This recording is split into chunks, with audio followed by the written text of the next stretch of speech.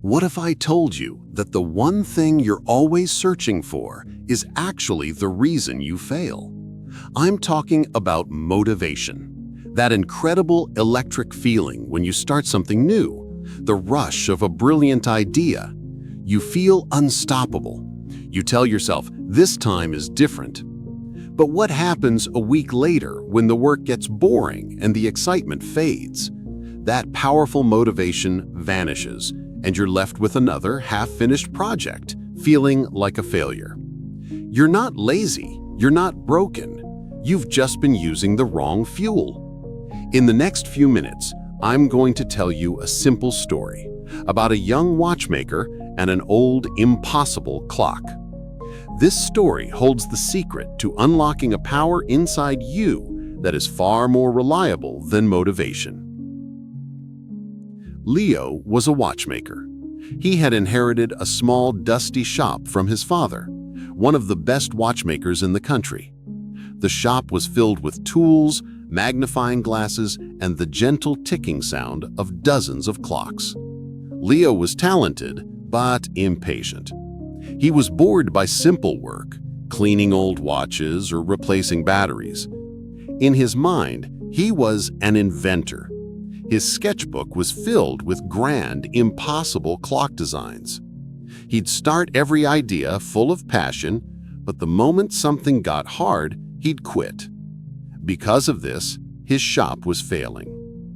One morning, an old wealthy man came in with a silent grandfather clock. "My father left this to me," he said. "It hasn't ticked in 50 years.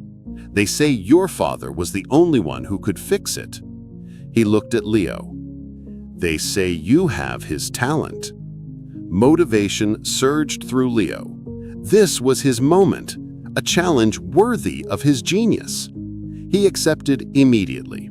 For days, he worked with passion, carefully taking the clock apart. But then came the hard part.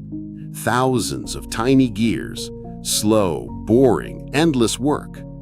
After a week, his motivation vanished. Frustrated, he almost gave up. That night, while cleaning his father's old desk, he found leather journals, his father's work logs. Inside, no big ideas, just patient work, simple notes, day after day. At the end of the journal, one line changed him forever. "A man who works only when inspired will be a man of many beginnings and no endings." The great clock doesn't tick because it's inspired. It ticks because it's built correctly. The next morning, Leo changed. He stopped waiting for inspiration. He made a rule: 4 hours every morning, no matter what. Some days he made no progress, but he kept showing up.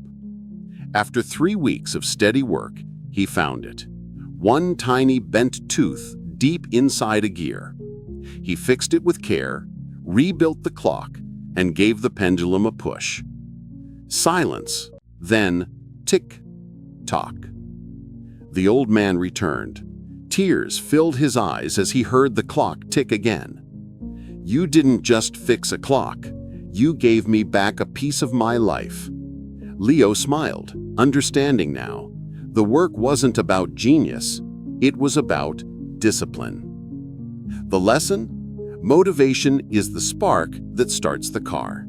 But discipline, that's the engine that keeps it moving. Don't chase the feeling, chase the habit. Show up even when you don't feel like it, and one day, your clock will start ticking too.